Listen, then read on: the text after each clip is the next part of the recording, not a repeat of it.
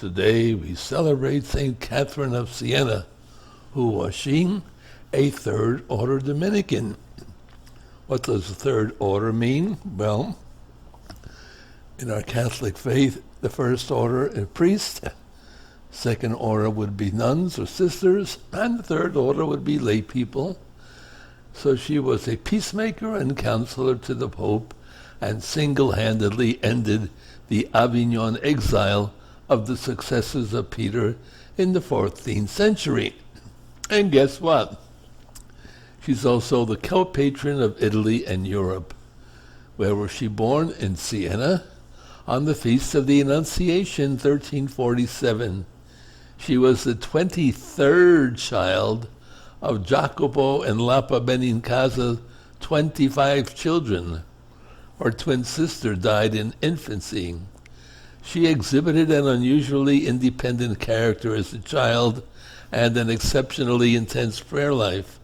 When she was 7, she had her first mystical vision in which she saw Christ surrounded by saints and seated in glory. That same year, she vowed to consecrate her virginity to Christ, and when she was 16, her parents decided that she should marry. So what did she do, the smart aleck? She cut off her hair to make herself less appealing. And her father, realizing he couldn't contend with her resolve, let her have her way.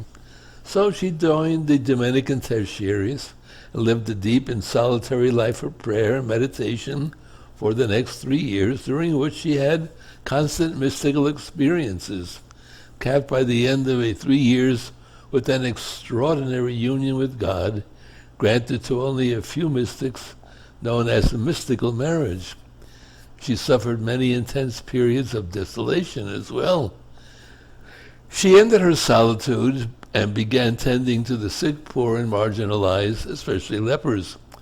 As her reputation for holiness and remarkable personality became known throughout Siena, she attracted a band of disciples, 2 of whom became her confessors and biographers, and together they served Christ in the poor with even greater zeal.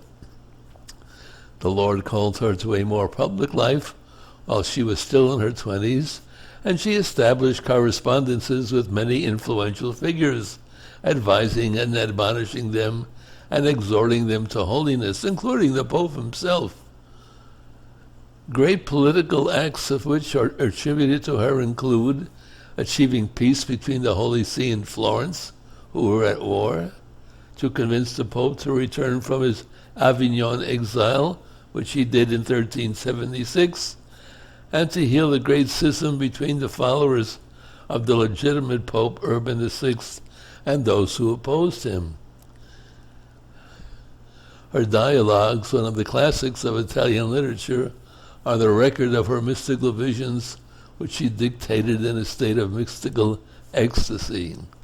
In 1375, while visiting Pisa, she received the stigmata, even though they never appeared on her body during her lifetime, owing to her request to God. They appeared only on her incorruptible body after death. She died in 1380 at the ripe old age of 33. St. Catherine, the pearl who shines and glows with sanctity. May God bless her and make her an example for all of us, that we may be unafraid to go where only the saints go. Remember, our vocation, adoration. Good for you.